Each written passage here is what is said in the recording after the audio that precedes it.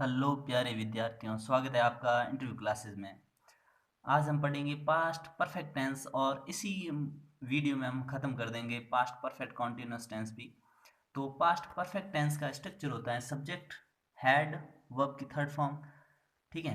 Concept first है when two consecutive actions occur in the past then, तब इसका इस्तेमाल करते हैं कब, जब दो लगातार काम होते हैं, एक के बाद दूसरा काम होता है तभी। ना तो इसमें दोनों साथ में चलते हैं जैसे वाइल और वैन में उधर हुआ था। वैन का यूज इसमें भी होगा, लेकिन फिर वो आप समझने के आधार पे आप गलती नहीं करेंगे।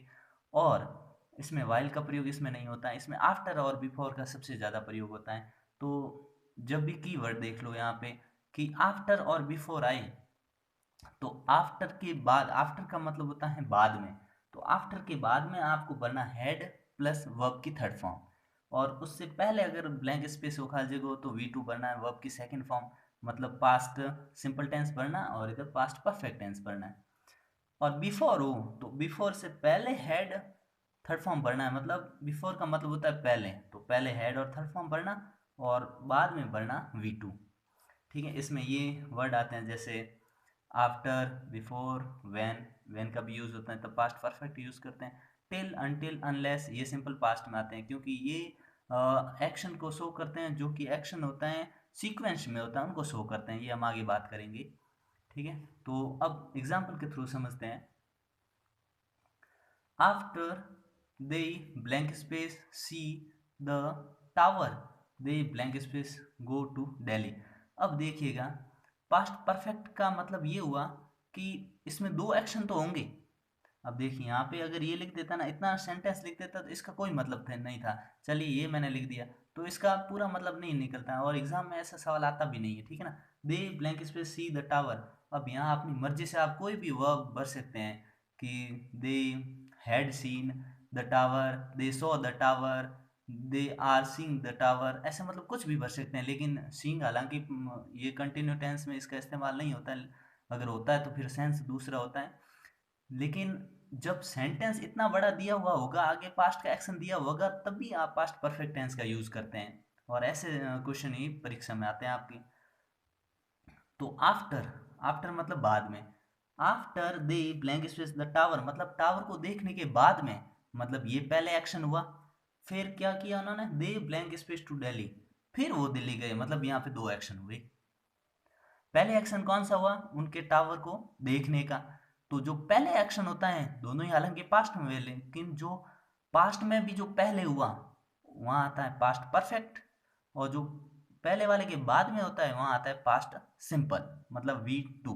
ठीक है। तो इस बात का ध्यान रखेंगे, अगर आप आफ्टर और बिफोर का ये भूल जाते हैं तरीका कि पहले आफ्टर के बाद में हेड थर्ड फॉर्म भरना या पहले भरना भूल जाते हैं, तो आप सेंस से भी कर सकते हैं उसका पता लगाकर कि जो पास्ट में दो एक्शन होते हैं, जो पहले होता है वो पास्ट परफेक्ट और पहले वाले के बाद में होता है वो होता है पास्ट सिंपल।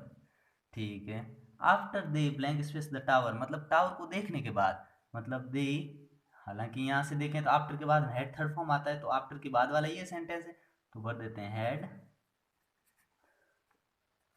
हेड और थर्ड फॉर्म होती seen. Had seen the tower they go की सेकंड फॉर्म होती went, they went to Delhi. Next question देखिए, when she blank space reach here the dinner blank space start. अब देखिए when आया, यहाँ पे व्हेन का इस्तेमाल हुआ है, यहाँ पे रीच इन पहुंचने का काम हुआ है। ठीक है। द डिनर, जब वो पहुंची तब तक डिनर क्या था, शुरू हो चुका था, तो उसके पहुंचने का काम पहले हुआ कि डिनर शुरू होने का काम पहले हुआ। तो भाई वो तो लेट पहुंची, मतलब उसके पहुंचने का काम बाद में हुआ, पहले डिनर शुरू हो चुका था, मतलब यहाँ हेड थर्ड फॉर्म आएगा, यहाँ आएगा रीच्ड।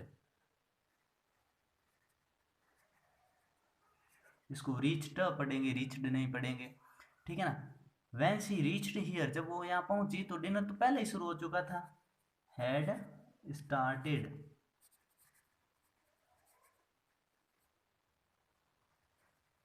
स्टार्टेड शुरू हो चुका था। नेक्स्ट क्वेश्चन देखिए, the crops blank space destroy before it blank space rain. अब देखिए बिफोर आया है, बिफोर आया, बिफोर मतलब पहले, मतलब बिफोर से पहले हैड थर्ड फॉर्म आएगा, इस हिसाब से भी देख लो। तो और नहीं तो आप मतलब निकालो तो देखो, द क्रॉप्स बर्बाद हो गई, इट रेन मतलब बारिश से पहले बर्बाद हो गई, मतलब बर्बाद होने का काम पहले हुआ और उसके बाद में बारिश होने का काम हुआ, मतलब ये पहले एक्शन हुआ, ये उसके बाद में एक्शन हुआ, हालांकि हुए दोनों पास्ट में लेकिन ये पहले। तो पहले वाले के लिए आता है हैड और third form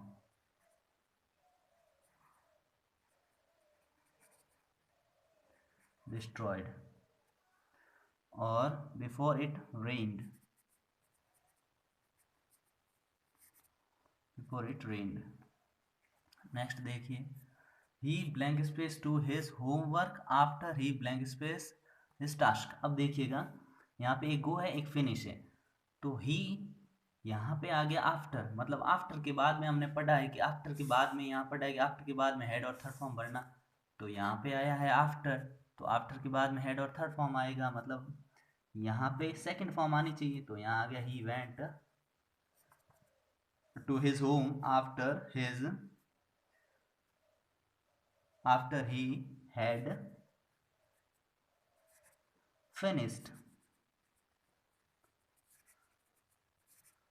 he had finished his task, अपना काम खत्म करने के बाद। अब देखिए ये हमें पिछले कॉन्सेप्ट जो है था पास्ट कॉन्टिन्यूस में पढ़ लेना चाहिए था, लेकिन अभी पढ़ लेते हैं। इसमें क्या होता है, एक एंड से और दैट से कुछ सेंटेंस आते हैं, दैट भी मेंशन कर लेते हैं, हालांकि दैट ज़्यादा नहीं होता लेकिन एंड से होते हैं। तो ये जो होते हैं कॉन्जिक्यूटिव या सीक्वेंस को दर्शाते हैं, मतलब जो काम एक का तुरंत बाद होता है उसको दर्शाते हैं। जैसे इस क्वेश्चन से समझ लेंगे हम, तो वहाँ पे आपको दोनों जगह वी टू यानी सिंपल पास्ट का यूज करना है। जैसे क्वेश्चन देखिए, as soon as he he the police he blank space run away. अब देखिएगा जो ही उसने पुलिस को देखा, दोनों पास्ट में एक्शन हुए दोनों ही, तो यहाँ पे saw, S A W saw, as soon as he saw the police he, अब रन की सेकंड फॉर्म रेन अवे, वो भाग गया, तो दोनों जगह वी टू का इस्तेमाल करेंगे आप। क्यों? क्योंकि ये एज सुन एज से भी पता चलता है कि ये दोनों पास्ट में हुए एक्शन और दोनों कॉन्जिक्यूटिव है। देखिए ज्यों ही पुलिस को देखा वो तुरंत भाग गया, पुलिस को देखते ही भाग गया, मतलब एक के बाद हुआ और तुरंत काम हुआ, ठीक है ना। जैसे इसको भी देखिए, we blank space win the match and blank space off to our home. अब देखिए ज्यों ही हमने मैच जीता हम घर की तरफ रवाना हो गए, मैच जीतने के बाद घर की तरफ रवाना होंगे, तो दोनों ही एक के बाद एक्शन हुए हैं और एंड यहाँ पे एंड कनेक्टिव भी आ गया, तो देखिएगा we won second form won, we won the match and blank space go की second form went off to our house, घर की तरफ रवाना हो गए। अब देखिए आपकी बुक के जो कुछ क्वेश्चन हैं वो भी कर लेते हैं।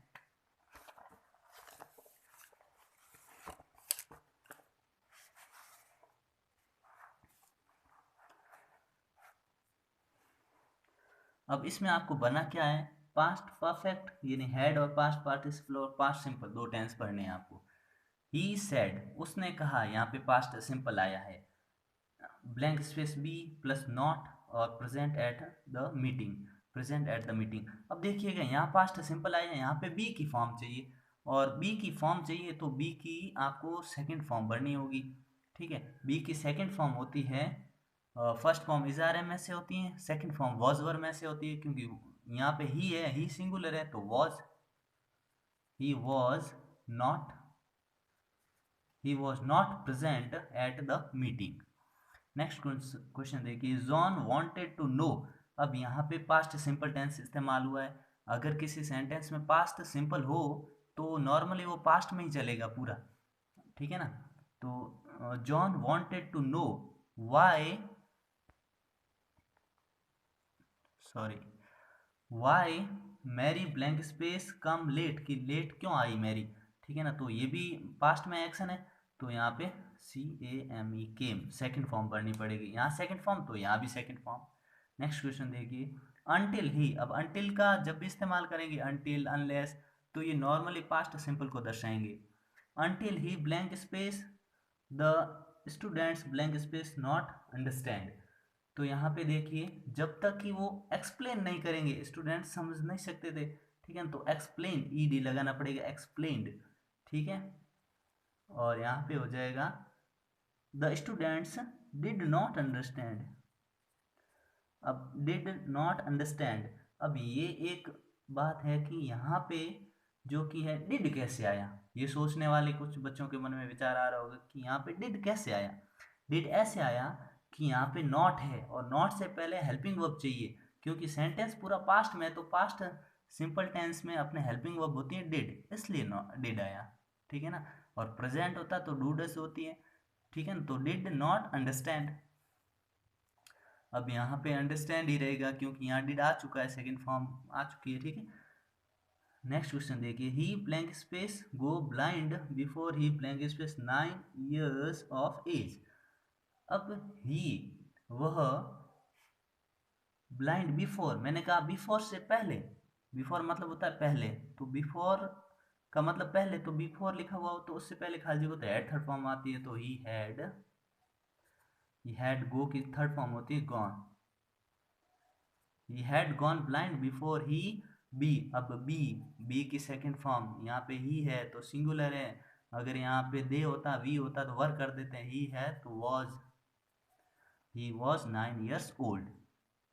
नेक्स्ट देखिए, the fire blank space for 3 hours when the fireman arrived। अब देखिए आग जो थी 3 घंटों से चल रही थी, ठीक है, वैन का इस्तेमाल हुआ, मतलब दोनों एक्शन हुए, दोनों ही पास्ट में हुए, ठीक है। तो एक एक्शन है वो पहले हुआ, तो पहले कौन सा हुआ, 3 घंटे पहले से आग जल रही थी और उसके बाद में ये फायरमैन पहुंचे, ठीक है ना। तो ये जो है एक्शन यहाँ पे आएगा हेड और थर्ड फॉर्म, ठीक है ना। Head burned, burned had burnt for 3 hours when the fireman arrived। यहाँ पे arrived सेकेंड फॉर्म बननी पड़ेगी, arrived, fireman arrived।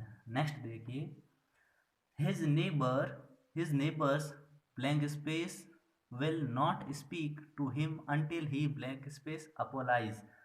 अब देखिए कि उसके पड़ोसी उससे बात नहीं करेंगे। अब विल का पास्ट क्या होता है, विल का पास्ट होता है वुड, तो यहाँ पढ़ेंगे would. His neighbor would not speak to him until he apologize, apologize in माफी मांगना, तो कब तक बात नहीं करेंगे, जब तक कि वो माफी नहीं मांगेगा, ठीक है ना। यहाँ पे ये नहीं कि आप फ्यूचर का सेंस निकाल दें, नहीं, सेंस नहीं निकालना है, तो यहाँ पे अपोलाइज है तो यहाँ सेकंड फॉर्म बननी पड़ेगी, क्योंकि ये पूरा पास्ट में ही चल रहा है, तो यहाँ आ जाएगा अपोलाइज्ड।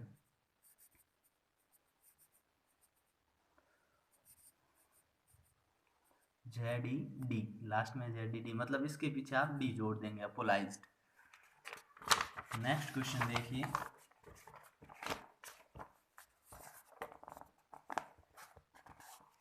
The workers will not come off the strike unless their demands accept।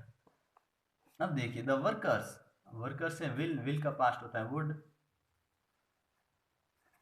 Would not call of the strike unless का इस्तेमाल हुआ है, तो पहले बात कर चुके हैं, जब भी अनटिल अनलेस हो तो आपको पास्ट सिंपल टेंस का उपयोग करना ही करना है। लेकिन यहाँ पे क्या है, देयर डिमांड्स उनकी डिमांड्स प्लूरल है, तो यहाँ पे भरना पड़ेगा आपको वर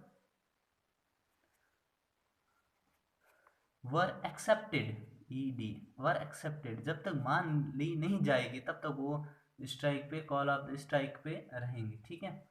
नेक्स्ट देखिए, ही टोल्ड मी, उसने मुझे बताया, यहाँ पे देखिए दैट भी आ गया है, टोल्ड पास्ट सिंपल आ गया है, तो यहाँ पे भी पास्ट सिंपल आएगा, तो ही नेवर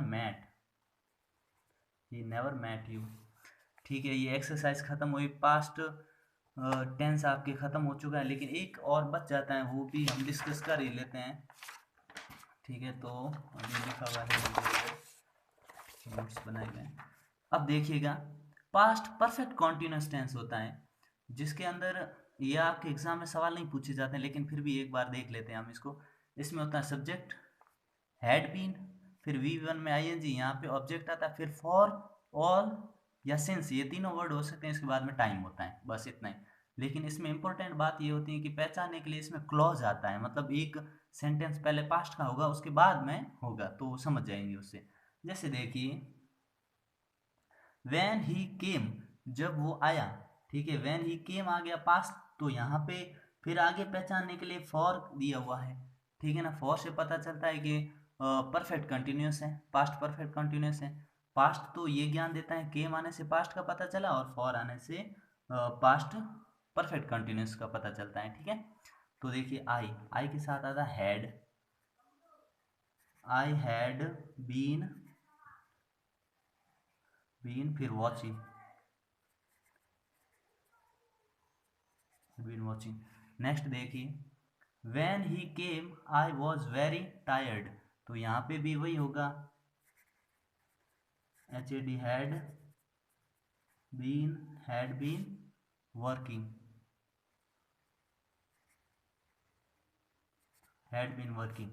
तो ये इतना आसान है, ठीक है। मिलते हैं नेक्स्ट वीडियो में। चैनल को शेयर करें, सब्सक्राइब करें और बेल आइकन को दबाएं ताकि आपको नोटिफिकेशन मिले।